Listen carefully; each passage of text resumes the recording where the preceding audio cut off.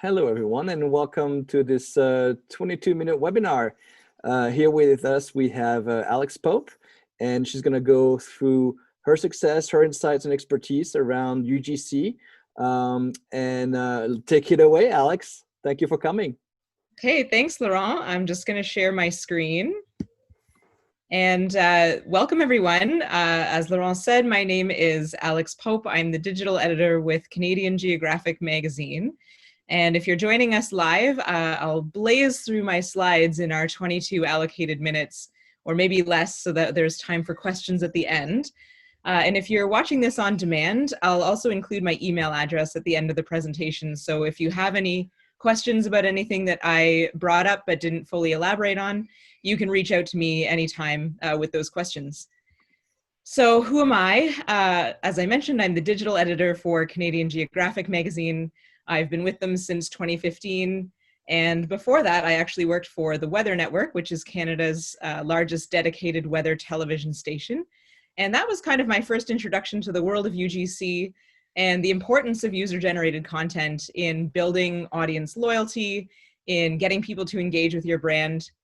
And I also happen to be a big fan of contributing UGC to the Weather Network even today. That's a picture of me from around 2014, filming a thunderstorm in the parking lot of their offices. Now, if you're not familiar with Canadian Geographic, I'll just tell you a little bit about who we are. So we are a publication of the Royal Canadian Geographical Society. That is a nonprofit organization that was established in 1929 with the mission of making Canada better known to Canadians and the world and promoting geographic literacy.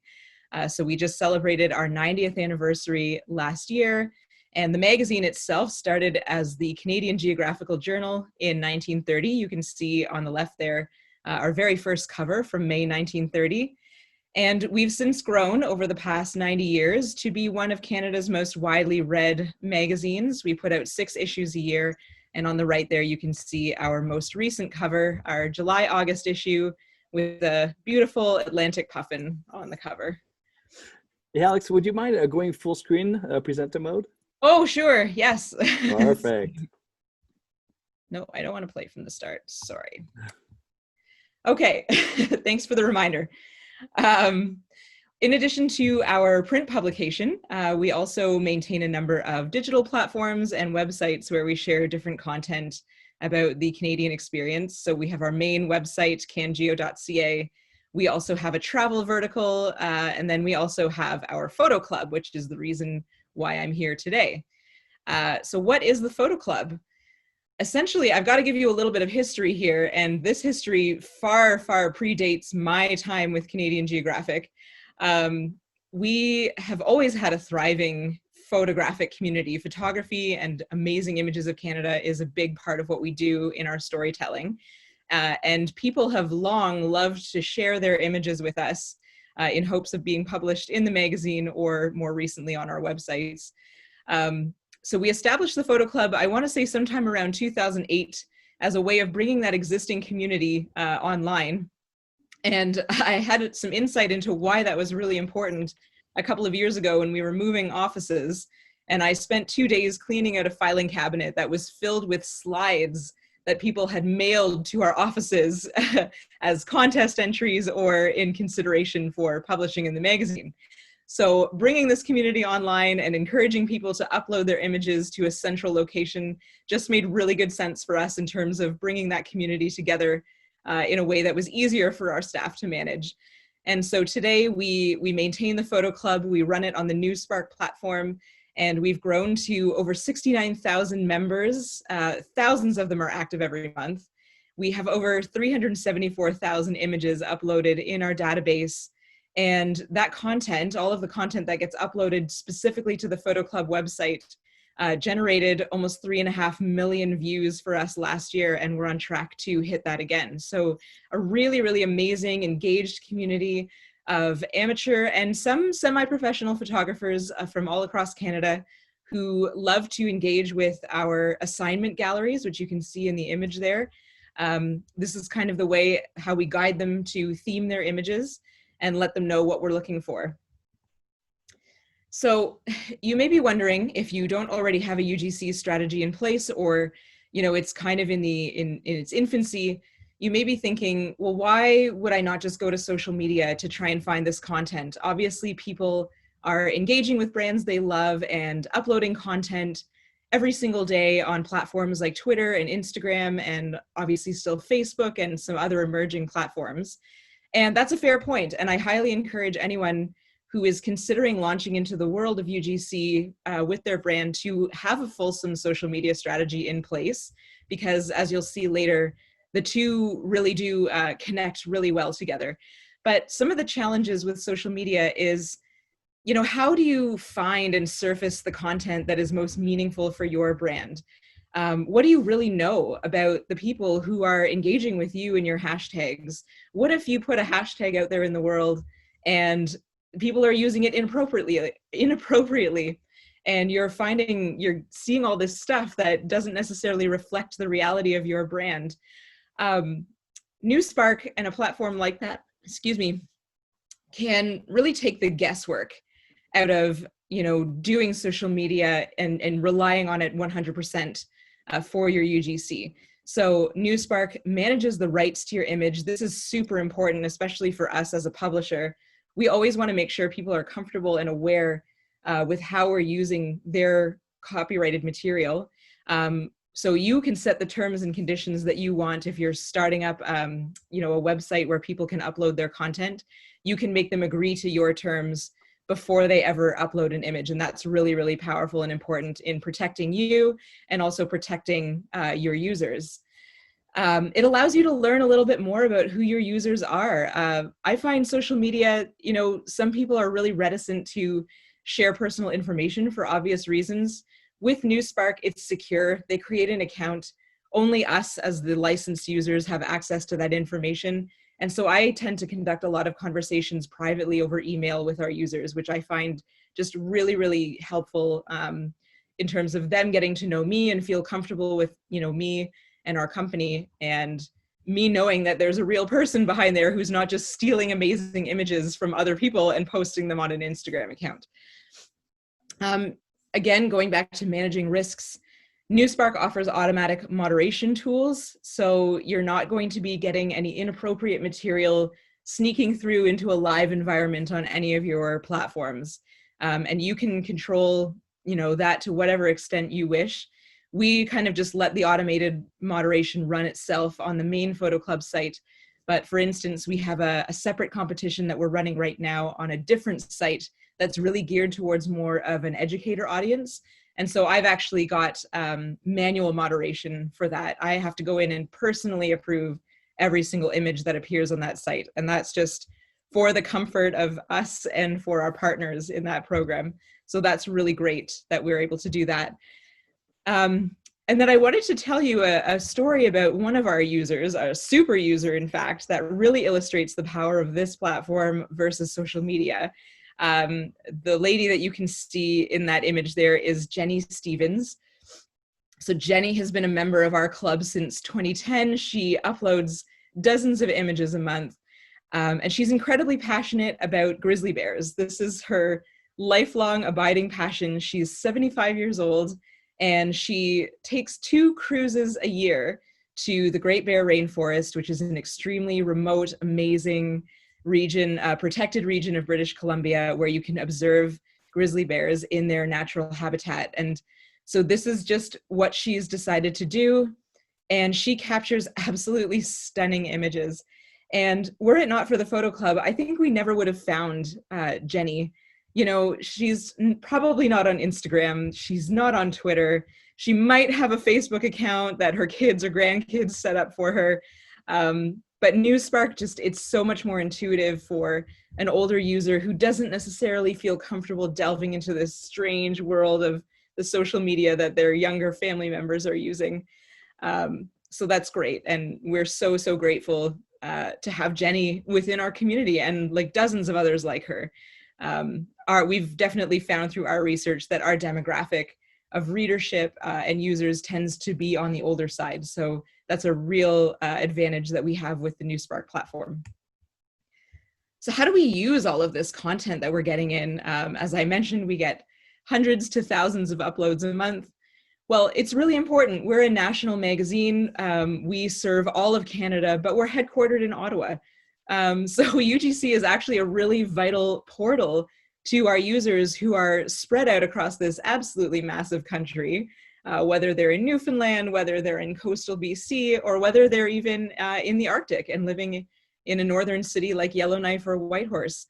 So it's great that we have this opportunity to maintain this conversation with our users, regardless of where in Canada they live, and how easy it is for us to get there, and how often we're able to do that. So we use the UGC in our magazine, obviously, in special interest publications, which are one-off publications that we do annually, and that have a limited run on newsstands. And I've given an example there. The Best Wildlife Photography special interest publication is definitely one of our top sellers, and it's primarily material that's come to us through the club or through our competitions. We put out calendars every year, and I've included an example there with a beautiful scene from Newfoundland, I believe. We also rely a lot on the material in the photo club to illustrate our digital stories. Because again, it's difficult for us, even as a staff, to travel even to Toronto to do the work ourselves of getting great illustrations for some of our day-to-day content. And so the photo club really helps with that. And then of course, we're using it to build a relationship with our audience and to let them know how much we appreciate them and their support over the years, and their continued engagement with our brand. So what you can see at the bottom there is an example of our photo club newsletter, which is a monthly communication that goes out to all of our members. And we always share a photo of the month chosen by our editors, an image that we just really, really love, and a little bit more information about both the image and the member who took it. So that's just our way of saying thank you for being such great supporters of the club and of the magazine. And then another, well, probably the most powerful way that we're engaging our audience through user-generated content is through our photo competitions. And these competitions definitely predate the club in its current form, but they are absolutely an amazing highlight of our publishing year. We do 2 competitions per year at minimum that we are the named sponsor of. And that is the annual photo competition, which is heading into its 35th year, and the Canadian Wildlife Photography of the Year competition, which for the past few years we've done in conjunction with the Canadian Museum of Nature in Ottawa.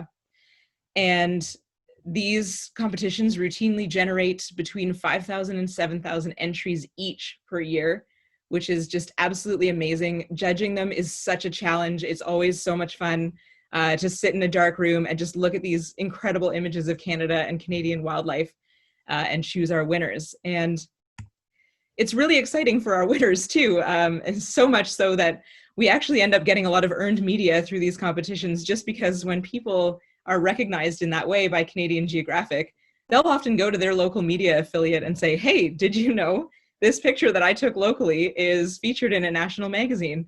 And so we pick up these nice stories in national and regional media without really having to do anything. So that's kind of nice. And then the competitions are also, have been in the past and will continue to be a bit of a revenue stream for us. So we have partnered with a number of different organizations to deliver contests on different themes. In addition to the 2 main ones that we do per year, we've also done these sort of smaller thematic competitions with partners like the Museum of Nature, the Great Trail, the Royal Canadian Mounted Police, and some ministries of the Government of Canada. And then we've also been able to bring in some really exciting prize sponsorship through these competitions. So Nikon is the sponsor of our overall club and our competitions, which is just amazing. Many of our photo club members shoot with Nikon, so that's a natural fit. We've also had prize sponsorship from Vistec, which is a big distributor of camera equipment in Canada. And then also through our partnerships with the Government of Canada, we've had prize sponsorship with Air Canada and Canada's national rail carrier as well, Via Rail. So really, really exciting prizes. One of the competitions that we did in 2018, we were able to offer a grand prize trip to Beijing for the winner, with Air Canada. So it's a huge thing for us, and we're definitely excited to continue seeking sponsorship for future competitions. And then I think it's important to note also that through the club, we are building new relationships with these people. You know, we're not just taking their content and using it to make money or to put out magazines.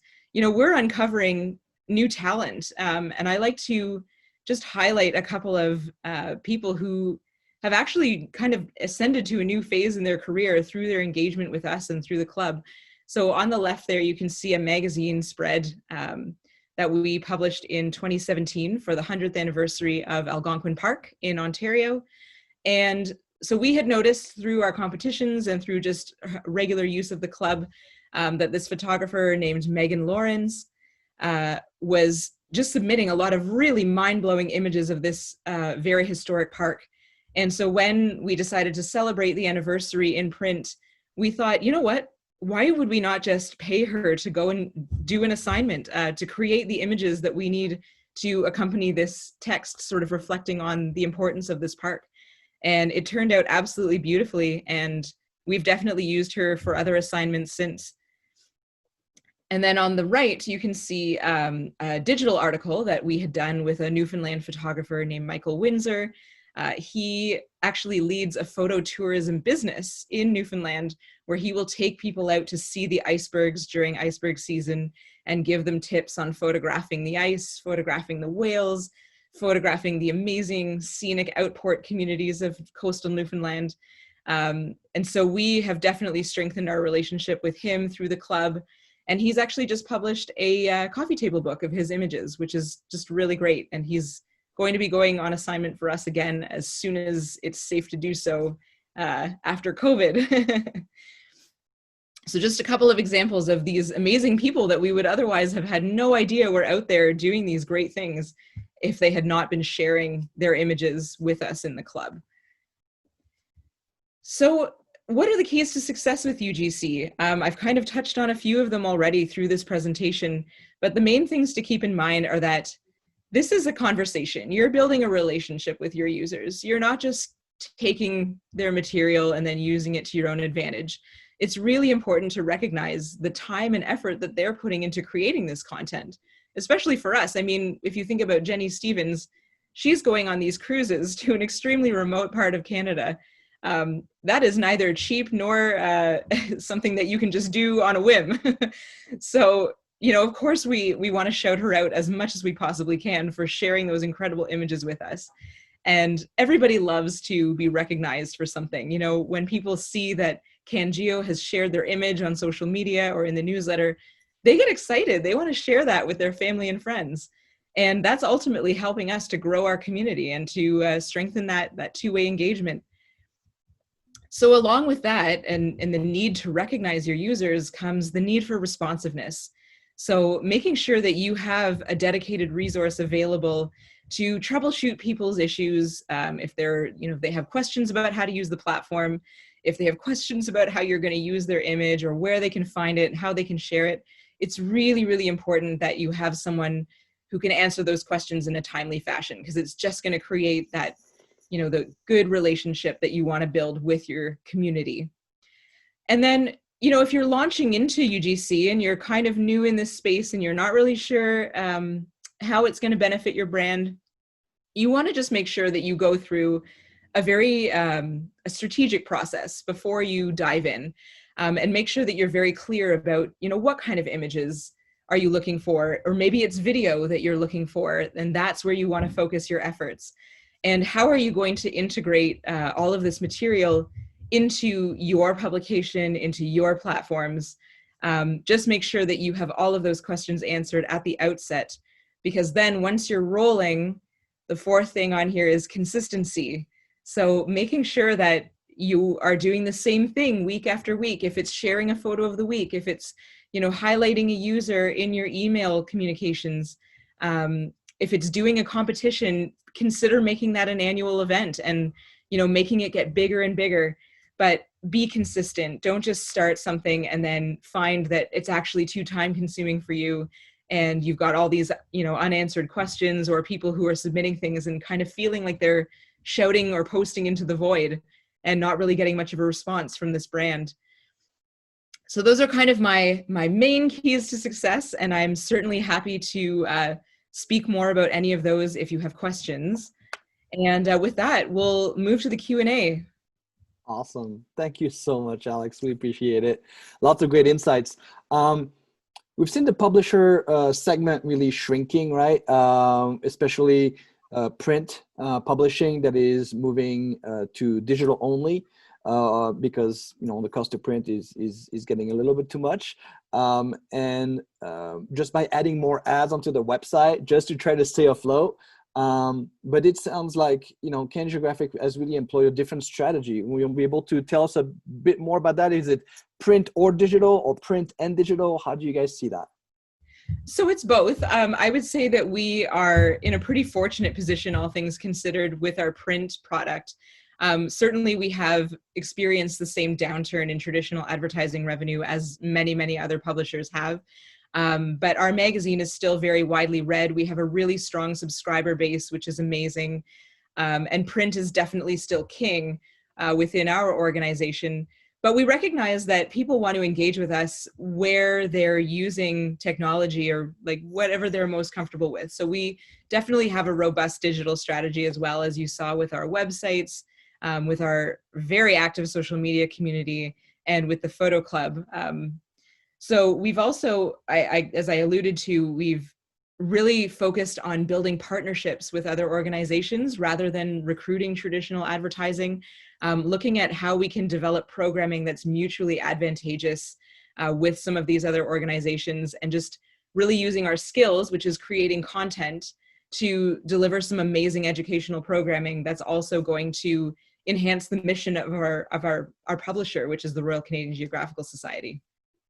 Perfect. It looks like we're out of time, but a quick fire question for you would be, what would people need to do to just get started? And when they don't have a community, what would be the couple of bullet points for you? Strategize. I can't emphasize that enough. Decide who within your team is going to be the lead on this. Give them the tools to really knock it out of the park. Give them the freedom to think creatively about it. And definitely know at the outset, before you dive in, what exactly it is you're hoping to get out of this experiment with UGC. Is it images? Is it video? If it's those things, what are you actually asking? Like, be specific with your audience. Be like, we specifically want photos of bears. And we have literally done that. We've just said, we want to see all your amazing photos of bears. I'm convinced that this year we need to do a whole competition around baby animals, because this is just where people seem to be interested in. So just make sure that you have those conversations internally, and have a really clear plan in place before you jump in. Great. And then probably plenty of marketing after that to let people know that this is available and they can contribute. Yes, and that goes back to the consistency piece, making sure that your social media is, reflective of the great material you're getting in, making sure that you are recognizing your users in your email communications is really valuable. And just, you're getting great stuff. People want to engage with you, so share it wherever you can, and just let them know how much you value that relationship that you have with them. Perfect. All right, well, thanks again so much, Alex, for your insights and expertise on this. Anybody that's viewing the live webinar here or the replay, if you have any other questions, contact Alex directly. She's even putting her email address right here. So don't hesitate. And again, thank you for joining, and we'll look to catch up with you guys on the next 22-minute webinar from NewsSpark. Thank you. Thank you so much.